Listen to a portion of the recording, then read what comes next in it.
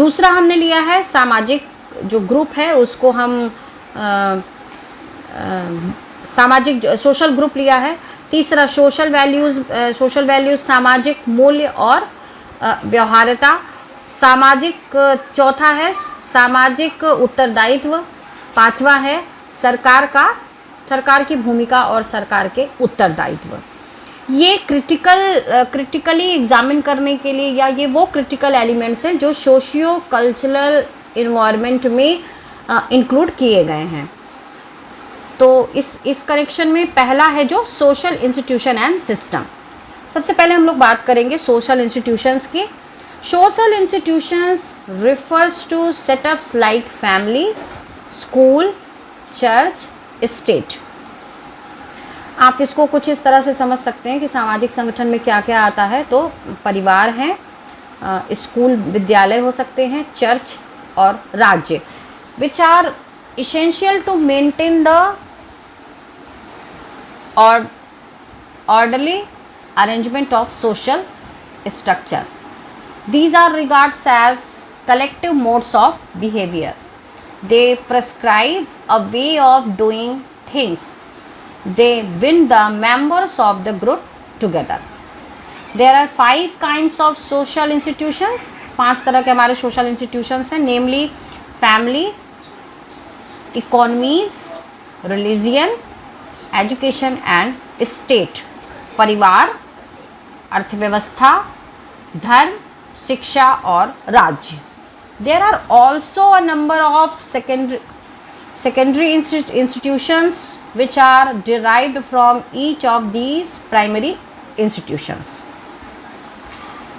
The secondary institutions of the economics are property, trading, credit, banking, etc. The secondary institutions of religions are the just like church, temple, mosque, taboo, etc. The secondary institutions of the education are just like school, colleges, universities, etc. The secondary institutions of the state are interest group, party system, democracy, etc. इसमें institutions को हमने different तरह से categorise कर दिया है कि कौन कौन सी चीज़ों में किसको हम लोग शामिल करते हैं। इसके बाद दूसरा जो पॉइंट है वो हम लोगों ने लिया है, नेक्स्ट है इसमें सोशल सिस्टम। तो सोशल सिस्टम की यदि हम बात करें तो इसको हम कहते हैं सामाजिक प्रणाली। द टर्म और the concept of the social system is closely related to concept of social structure which is the means through which a social system function. आप यदि सोशल सिस्टम टर्म की बात करते हैं तो सोशल सिस्टम का जो टर्म है ये सोशल स्ट्रक्चर में की का जो कंसेप्ट है इसी में से निकल कर आया हुआ है और सोशल सिस्टम इसी सोशल स्ट्रक्चर के हिसाब से काम करता है। सोशल स्ट्रक्चर को बनाने वाले जो एलिमेंट्स हैं वो कौन से हैं? The elements of social systems are the first is belief, knowledge, आपका ज्ञान। सेकेंड सेंटिमेंट्स, आपकी भावनाएं। Third objective. Fourth norms. Fifth status. Six rank. Seven power. Eight sanction and the ninth is the facility. ज्ञान, भावनाएं, उद्देश्य, प्रमाप, स्तर, rank, प्राथमिकता, शक्तियां, सुविधाएं और सैंक्शन। ये जो टर्म्स हैं ये सोशल सिस्टम को मिलकर बनाते हैं। एक सोशल जो सिस्टम का टर्म है उसमें इन नौ बातें ये आती हैं कि इन 9 बातों से ही मिलकर सोशल सिस्टम बना हुआ है। तो इसमें पहला जो हम लोगों ने एलिमेंट डिस्कस किया वो है बिलीफ एंड नॉलेज। तो नॉलेज की यदि हम लोग बात करते हैं तो a belief may be true और false, it may be verifiable और not, but the people who hold it consider it to be true. The significance of beliefs is not determined by the objective truth or और the false of the belief. Belief की बात है कि ये हो सकता है, नहीं हो सकता है, या बिलीफ का मतलब हम कह सकते हैं जिसमें हमें बहुत विश्वास हो। विश्वास की बात यहाँ कहेंगे। विश्वास का मतलब कि कोई भी चीज़ यदि जिस तरह से हम करते हैं तो हम उस पर अश्योर होते हैं कि ये चीज़ होगी। अब यहाँ जैसे मैंने कहा, अब बिलीफ में भी ट्रू और फॉल्स, एक जो बिलीफ है, जो आपका विश्वास है, वो सही या गलत हो सकता है। But the people who hold it consider it to be true, लेकिन जो इस पे जो विश्वास को लेकर चलते हैं वो इसे सत्य ही मानकर चलते हैं। The believe that there is no God will make the social relationship of people different from the relations of those who believe in God। तो बिलीव का मतलब यहाँ पे इस तरह से निकल रहा है। The next is the sentiments. Sentiment का मतलब it is closely related to believe in the element of the sentiments. Sentiments represent what we feel about the world. हम विश्व के प्रति क्या महसूस करते हैं या हम क्या विश्व के प्रति सोचते हैं। Sentiments is the chief element articulated in the internal pattern of a social system. The sentiments as expressed in the internal pattern result from both externally pattern and internally pattern social interaction। उसके बाद यदि हम sentiments की बात कर रहे हैं तो सेंटिमेंट्स के बारे में मैंने कहा कि what we feel about the world। जो सेंटिमेंट का जो टर्म है वो रिप्रेजेंट करता है कि हम आखिर क्या सोचते हैं, हमारी क्या सोच है। इसके साथ ही सोशल सिस्टम का इंटरनल पैटर्न के फॉर्म में सेंटिमेंट्स काम करता है, और सेंटिमेंट्स से ही हम किसी भी चीज़ के बारे में अपनी राय बता सकते हैं, या आपको किसी भी चीज़ के बारे में एडवाइस करना हो, सजेशन देना हो, या कोई डिसीजन लेना हो, तो सेंटिमेंट्स उसमें बहुत ज़्यादा हेल्पफुल होते हैं। These sentiments may be of various kinds, intellectual, ethical and religious। इस सेंटिमेंट्स के बहुत प्रकार हो सकते हैं, जैसे बौद्धिकता हो सकती है, एथिकल हो सकता है, और धार्मिक रिलीजियस भी हो सकता है। थर्ड इसका पार्ट है एंड गोल और द ऑब्जेक्टिव, उद्देश्य। द एंड गोल और objective create the social system. जो उद्देश्य है वो सामाजिक जो प्रणाली है उसको कहीं ना कहीं पर इफेक्ट करता है, या जो सोशल सिस्टम है वो इन्फ्लुएंस होता है ऑब्जेक्टिव से। The member of a social system expect to accomplish a particular end or objective through appropriate interaction। The human needs, goals and ends determine the nature of the social system। यदि social system की हम बात कर रहे हैं, the human needs, goals and ends determine the nature of the social system. कहीं का भी यदि सोशल सिस्टम हमको डिटरमाइन करना है, उसको निर्धारित करना है, तो वहाँ पर उद्देश्य सबसे बड़ा प्रमुख कारक होता है। The objective, the term of the objective is play a very crucial role in to determine the nature of the social system. Next है इसमें नॉर्म्स। नॉर्म्स को यदि हम डिफाइन करें तो norms are the standards for determining what is right and the wrong.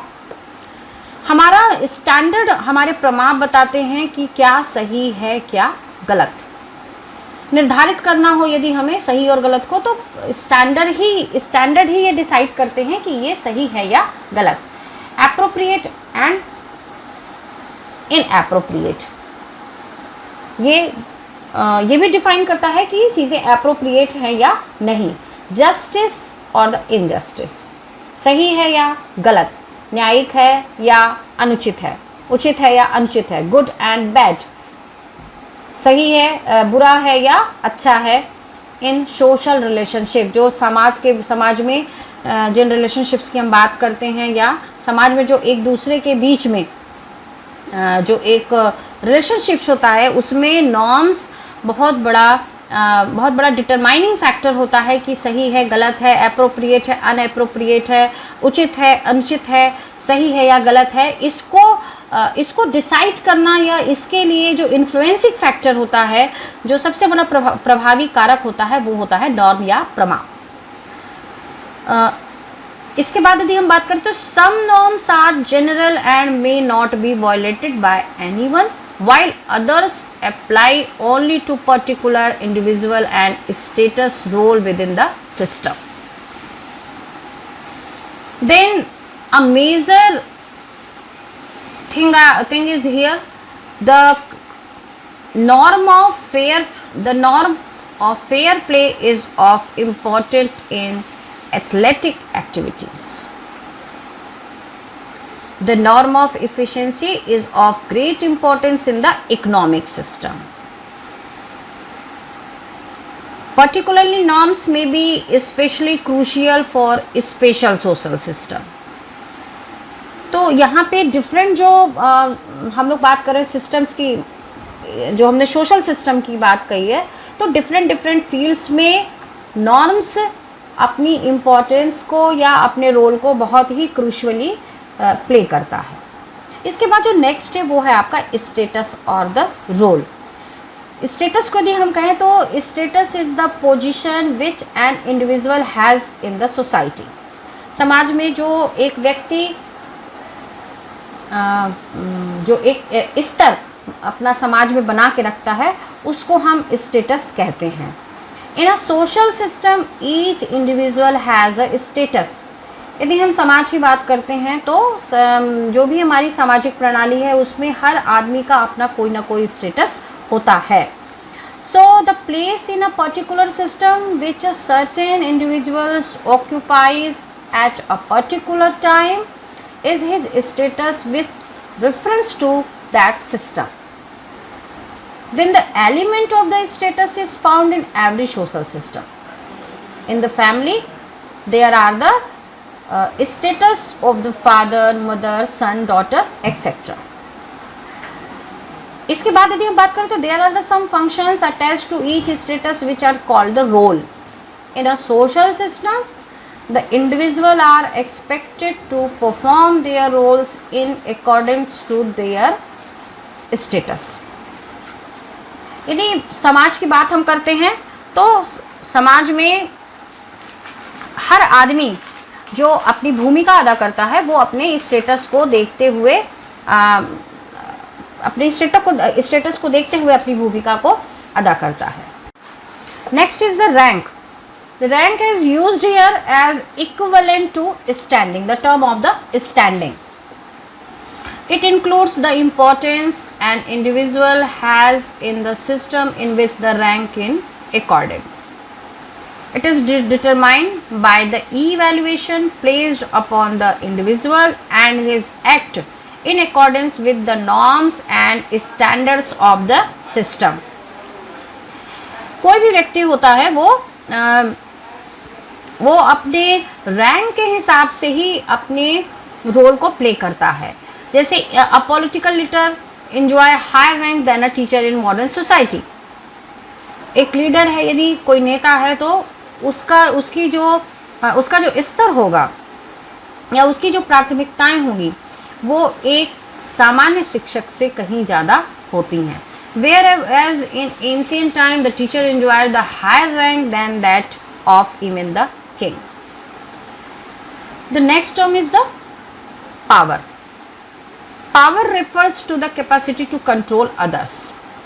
शक्तियाँ, यदि हम इसको परिभाषित करें, इसको टर्म दें तो पावर का मतलब ही हो गया कि जो अन्य लोगों को कंट्रोल करने की क्षमता हो या नियंत्रण की क्षमता, हम पावर को टर्म दे सकते हैं। A conflict may take place, many conflicts among the different parts of the social system. Such conflicts is harmful for the social system. तो कुल मिला के यदि हम पावर की बात करते हैं तो पावर का मतलब हुआ कि दूसरों को नियंत्रण में रखने की क्षमता। For example, a dispute may arise between the student and the teacher which is harmful for the efficiency of the institution. यदि हम उदाहरण ले तो पावर को यदि हमने नाम दिया तो यहाँ मैं कह रही थी जैसे कि फॉर द एग्जाम्पल कि स्टूडेंट और टीचर के बीच में यदि किसी भी तरह का विवाद है या डिस्प्यूट है तो वो कहीं ना कहीं इंस्टीट्यूशन की क्षमता को, उसकी एफिशिएंसी को इफेक्ट करता है. So there should exist some power with the authority to control both the teacher and students. तो वहाँ कोई ना कोई ऐसी कंट्रोलिंग पावर होगी, कोई ना कोई ऐसी अथॉरिटी होगी, कोई अधिकृत व्यक्ति होगा जो दोनों पर नियंत्रण कर सकता होगा. Such power is vested in the principal. ये पावर किसके पास होती है? यदि किसी हम इंस्टीट्यूशन को यदि एग्जाम्पल लेकर चल रहे हैं तो ऐसी पावर वहाँ के प्रिंसिपल या प्राचार्य के पास होती है जो इन पर कहीं ना कहीं नियंत्रण कायम कर सकता है. सो each social system gives power to some individuals or body of individuals to remove tension from amongst the system. इसलिए प्रत्येक जो सामाजिक प्रणाली होती है उसमें कुछ लोगों को इस तरह से अधिकार दिए जाते हैं या शक्तियां दिए जाती हैं कि जो भी डिस्प्यूट हो या जो भी समस्याएं हो उसको दूर किया जा सके. इसके बाद जो नेक्स्ट है पावर के बाद वो है आपका सैंक्शन. सैंक्शन टर्म्स का मतलब हुआ, sanction refers to the rewards and penalties given out by the members of a social system as a device for inducing conformity to its norms and ends. Sanctions can be positive or negative. The positive sanctions are the rewards which may include wages, profits, interest, streams, praise, privilege, etc. और यदि negative sanctions की बात करें तो it's just like penalties and punishment. तो sanction आपके दोनों तरह के हो सकते हैं, पॉजिटिव और नेगेटिव. नकारात्मक भी हो सकता है और सकारात्मक भी हो सकता है. यदि पॉजिटिव सैंक्शन की हम बात करते हैं तो पॉजिटिव सैंक्शन का मतलब हुआ कि किसी को रिवॉर्ड देना या कह सकते हैं कि उसके काम के लिए उसे कुछ पॉजिटिव प्रोवाइड करना, जैसे लाभ दे देना या इंटरेस्ट देना या फिर उसको प्रिविलेज देना, प्राथमिकताएं दे देना या मजदूरी जैसा कुछ देना.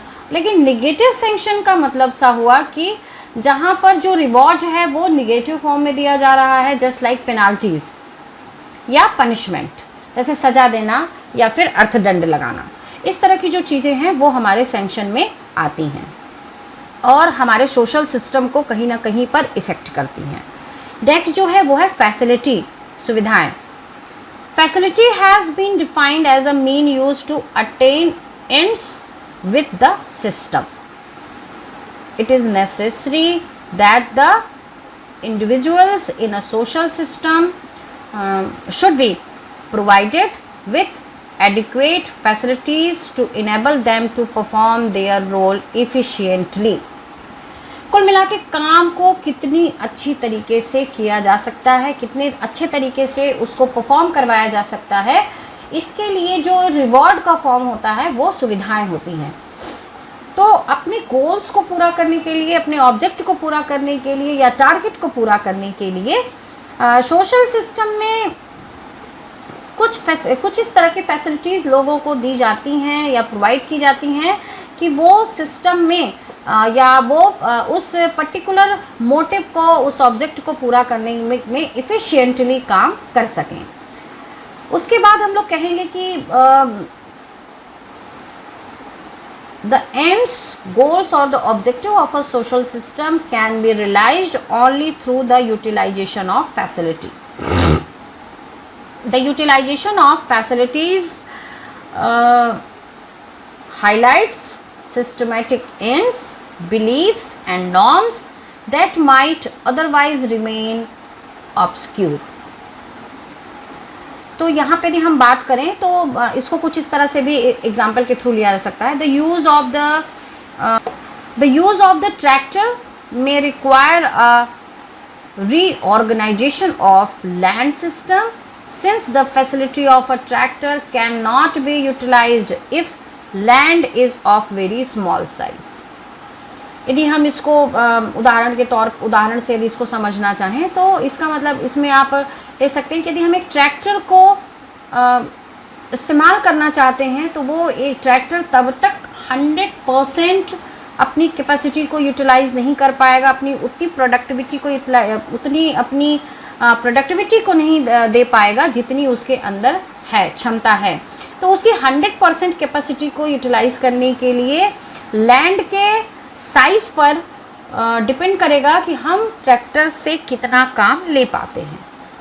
यदि लैंड का साइज़ छोटा है तो जो ट्रैक्टर है वो उतना यूटिलाइज नहीं हो पाएगा जितना हम उसको यूटिलाइज कर सकते हैं। लेकिन लैंड का साइज़ यदि बड़ा है तो हम ट्रैक्टर को उसके हिसाब से यूज़ कर सकते हैं और उसका बेनिफिट ले सकते हैं। तो यहाँ पे लैंड ऑफ साइज़ कहीं ना कहीं रिकॉग्नाइज करने की या कंसीडर करने वाला मैटर होता है कि साइज़ ऑफ लैंड पर डिपेंड करता है कि हम किसी भी टूल्स या किसी भी इंस्ट्रूमेंट का इस्तेमाल किस तरीके से कर सकते हैं। तो सोशल सिस्टम की यदि हम बात कर रहे थे तो ये पर्टिकुलर जो पॉइंट्स हैं ये हमारे सोशल सिस्टम को इफ़ेक्ट करते हैं या हमारा सोशल सिस्टम पूरी तरह से इन बातों से इन्फ्लुएंस होता है। The next is the social group. How can we understand about the term of the social group?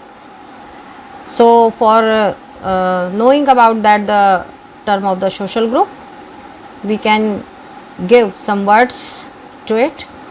Social group is a collection of human being. व्यक्तियों का या मनुष्यों का समूह ही सामाजिक समूह कहलाता है।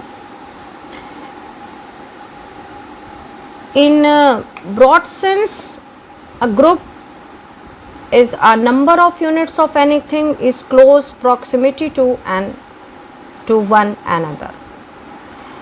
Thus we may speak of a group of, suppose that the group of houses in a colony or in a street, on a street, or the number of trees in a forest, or the number of trains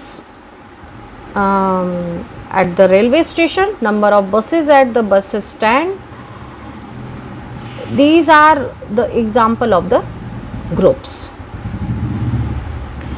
In the human field, it means any collection of human beings who are brought into social relationship with one another. यदि इसको हम लोग सामाजिक परिप्रेक्ष्य में कहें तो मनुष्यों का समूह जो किसी सामाजिक संबंध में एक दूसरे से जुड़ता है उसे हम सामाजिक समूह कह सकते हैं। इसके साथ में ही कुछ और भी इसकी डेफिनेशंस हैं, लेकिन सोशल रिलेशनशिप में पहले हम लोग देखें क्या क्या आ सकता है। Social relationships involves, as we have seen, some degree of reciprocity between the related and some degree of mutual awareness. A social group is a collection of individuals, two or more, interacting with each other. हम social group को यदि नाम देना चाहें तो यह व्यक्तियों का समूह या व्यक्तियों का संग्रहण, दो या दो से अधिक लोग जो इंटरैक्ट करते हैं, आपस में जुड़ते हैं, उन्हें हम सामाजिक समूह कह सकते हैं। Who have some common object. Here the individuals who are interacting with each other who have some common object of the attention and participate in similar activities. It is must for the social group कि व्यक्ति जो भी हैं वो interact करें, ये दो या दो से अधिक होने चाहिए, लेकिन they interact with each other with common object and in a similar activities. मतलब उनका उद्देश्य एक होना चाहिए और एक ही प्रकार की गतिविधि में वो शामिल हों। Suppose that a cricket club or a political party. So the essence of social group is not physical closeness but a consciousness of joint interaction. Social group में फिजिकल क्लोजनेस की बात नहीं कही गई है या शारीरिक रूप से निकटस्थता की बात नहीं है। कॉन्शियसनेस ऑफ जॉइंट इंटरेक्शन, वहाँ पे इंटरेक्शन जॉइंटली होना चाहिए, एक साथ होना चाहिए। Here few we will discuss about the characteristics of the social group. First is the characteristics of the social group is reciprocal relations, व्युतक्रम संबंध होना चाहिए। The member of the group are interrelated to each other. जो भी समूह के व्यक्ति होंगे वो आपस में एक दूसरे से अंतर संबंधित होने चाहिए। A gathering of a person forms a social group only when they are interrelated. हम इसे तभी मानेंगे, ग्रुप समूह तभी मानेंगे जब ये जो सामाजिक समूह होगा वो इस रूप में फॉर्म किया गया हो, इस रूप में इसका स्ट्रक्चर बना हो कि वो आपस में एक दूसरे से संबंधित हों। And reciprocal relation form as essential feature of group, और उनका व्युतक्रम होना सोशल ग्रुप का एक सबसे अनिवार्य कैरेक्टर, अनिवार्य लक्षण है। इसको इस तरह से कहें कि reciprocal relation essential element for a social group. The second is the sense of unit. The second character of the social group is the sense of unit. The members of a group are united by a sense of unity and a feeling of sympathy. सहानुभूति और जो United bye a sense, मतलब एक रूपता, एकता होनी चाहिए उनमें, और साथ में भावनाओं, फीलिंग ऑफ द सिंपैथी, उन लोगों के अंदर सहानुभूति की भावना भी होनी चाहिए। This is the second essential feature of a social group. The third is the we feeling, WE, we feeling. The member of a group help each other and defend their interest collectively. जो भी group के सदस्य होंगे, जो members होंगे, वो help एक दूसरे की करें और एक दूसरे के इंटरेस्ट के लिए, एक दूसरे की भलाई के लिए उनको समूह में उसको डिफेंड भी करना चाहिए। नेक्स्ट है इसमें कॉमन इंटरेस्ट, सर्वजन हित। The interest and the ideals of a group are commons. मतलब जो आदर्श होंगे और जो हित की बातें होंगी वो ग्रुप की समान होनी चाहिए। It is for the realization of common interest that they meet together. जो इनके जो हित होते हैं वो एक जैसे होने चाहिए और उसको पाने के लिए ये सब एकजुट होके एकता के साथ में उसको पाना चाहते हैं। या सोशल ग्रुप के लिए ये भी कहा जा सकता है कि we feeling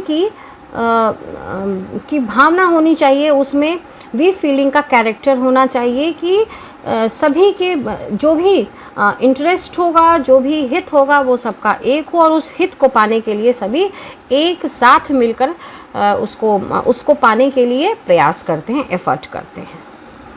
Similar behavior. The member of a group behave in a similar way for the pursuit of common interest. जो सर्वजन हित की बात है, सर्वहित के लिए समूह के सभी सदस्यों का व्यवहार एक जैसा होना चाहिए। ऐसा नहीं कि इंडिविजुअली देखा जाए तो पर्सन टू पर्सन ये वैरी करे। पर्सन टू पर्सन यदि ये वैरी करता है तो इसे हम सोशल ग्रुप नहीं मानेंगे। तो सोशल ग्रुप के लिए ये भी एक कैरेक्टर ज़रूरी है कि सिमिलर बिहेवियर होना चाहिए। और ये सिमिलर बिहेवियर किस कंस्ट्रक्ट में होगा? For the pursuit of common interest, जो सर्वहित है, सर्वहित के लिए सब मिलकर लड़ते हैं या सब मिलकर प्रयास करते हैं। The next is the sixth, group norms. जो मापदंड होंगे समूह के मापदंड। Every group has its own rules और the norms which the members are suppose to follow. सभी समूह जो होते हैं इनके कुछ ना कुछ अपने नियम, अपने कानून या अपने तौर तरीके होते हैं, और इसमें सभी मेंबर्स को इनको फॉलो करना या इनको मानना अनिवार्य होता है। So a social group, it may be noted is dynamic and not static. Social group जो भी होगा वो गतिशील होगा, डायनेमिक नेचर का होगा, उसको हम स्थैतिक या स्टैटिक नहीं मान सकते हैं, नहीं कह सकते हैं। So it may expand its organisation और मे डाई ऑफ डिसऑर्गेनाइजेशन। तो सोशल ग्रुप के जो कैरेक्टर है वो किसी भी संस्था को, किसी भी संगठन को या तो जीवित कर सकते हैं या फिर उनको पूरी तरह से ख़त्म भी कर सकते हैं। नेक्स्ट है हमारा सोशल वैल्यूज़ एंड एटीट्यूड, सामाजिक मूल्य और व्यवहारिता। सोशल वैल्यूज़ क्या हैं? What is social values? Social values are cultural standards that indicate the general goods deemed desirable for organized social life. These are assumptions of what is right and important for the society. Social values का सीधा सा मतलब है कि जो एक सामाजिक जीवन होता है, जो एक व्यवस्थित सामाजिक जीवन होता है, ये उनके मापदंड को, वैल्यूज़ को हम कह सकते हैं सामाजिक मापदंड या social standard. Social values are cultural standard. Cultural का मतलब जो वहाँ की संस्कृति है, जो वहाँ की जो सांस्कृतिक पहचान है, वो सोशल वैल्यूज़ उसको कहीं ना कहीं सोशल वैल्यूज़ उससे इफ़ेक्टेड होती हैं या इन्फ्लुएंस होती हैं, जो बताती हैं कि एक सुरक्षित या व्यवस्थित सामाजिक जीवन के लिए कौन कौन सी बातें जरूरी हैं। Which particular things are important, what is right and what is important for the society. क्या सही है और क्या समाज को सही दिशा दे सकता है। So the social value provide the ultimate meaning for social arrangement and social behavior.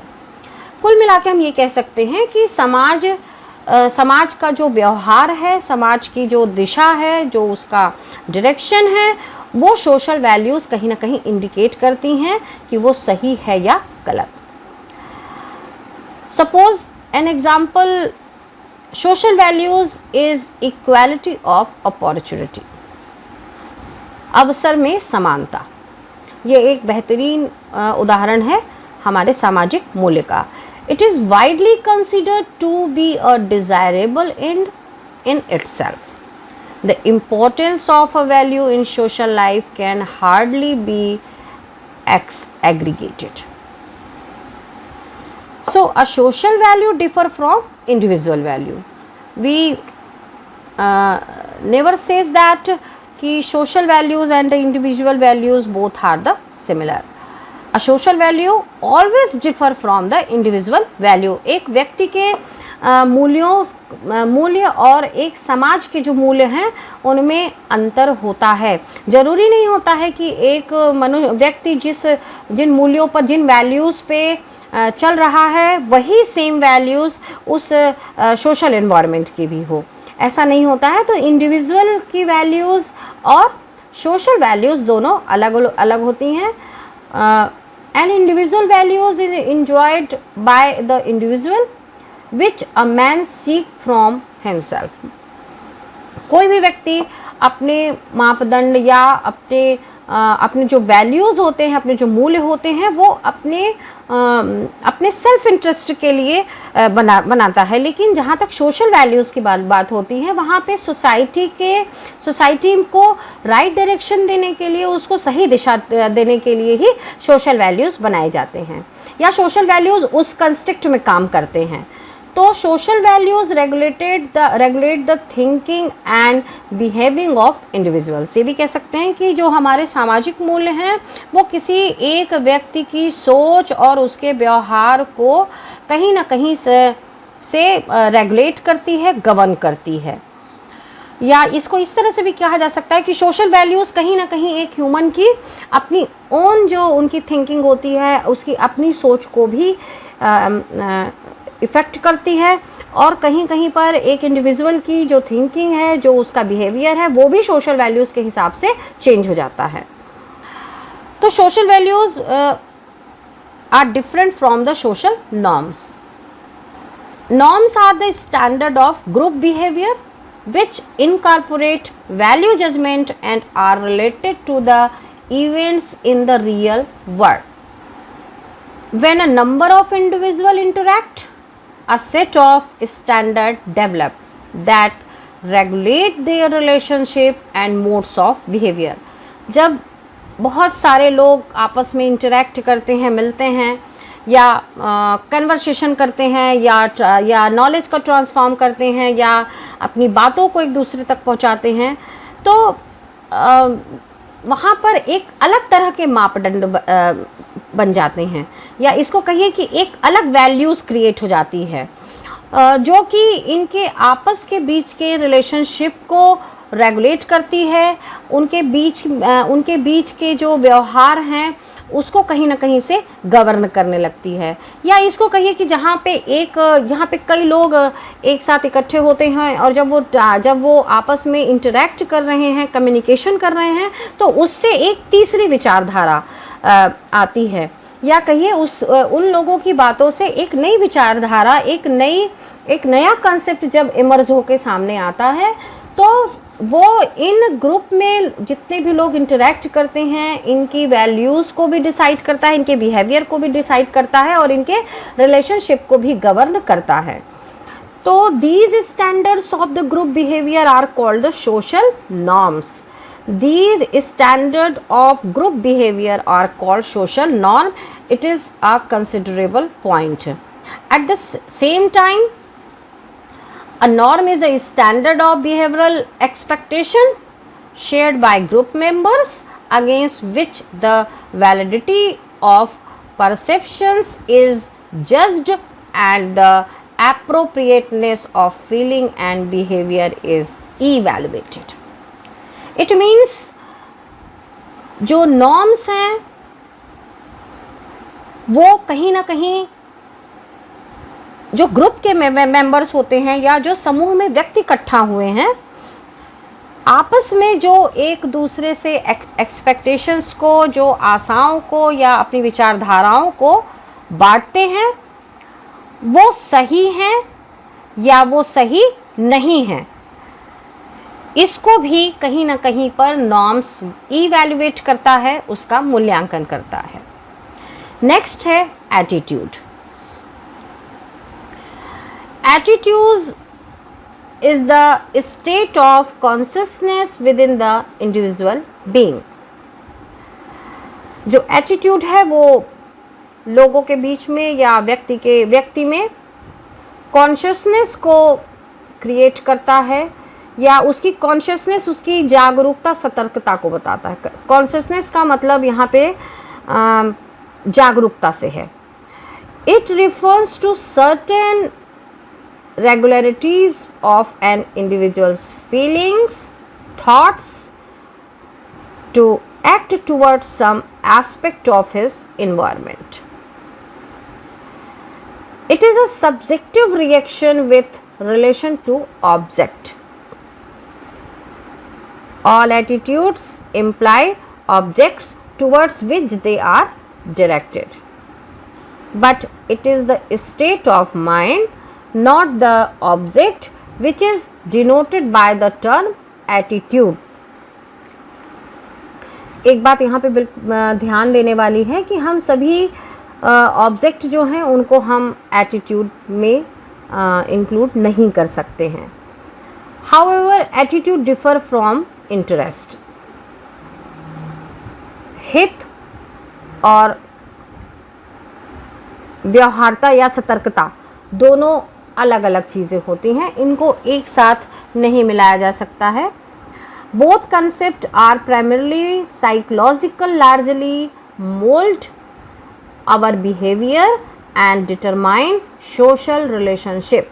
दोनों जो अवधारणाएं हैं, चाहे वो आपकी इंटरेस्ट की हो या एटीट्यूड की हो, दोनों ही प्राइमरी बेसिस पे हमारे बिहेवियर को और हमारे सोशल रिलेशनशिप को डिटरमाइन करते हैं, इसको डिसाइड कर देते हैं. But attitude differ from interest in one sense that interest is objective while attitude is subjective. यदि एटीट्यूड सब्जेक्टिव है तो वहाँ पर जो हित होगा, जो इंटरेस्ट होगा, वो ऑब्जेक्टिव होगा. So the interest is regarded as a state of mind of the individual towards a value. Then attitude determines social relationship. We have discussed, we have learned before, attitude determines social relationship. In fact, the origin, growth and the progress of society depend upon the interest and attitude. कोई भी समाज या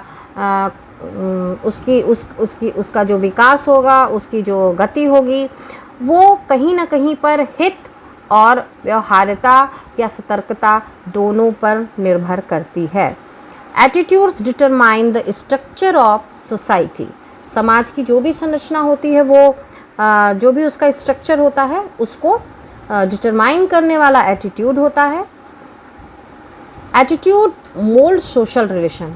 कहीं ना कहीं पे जो attitude होते हैं वो सामाजिक रिश्तों को भी पूरी तरह से बदल देते हैं.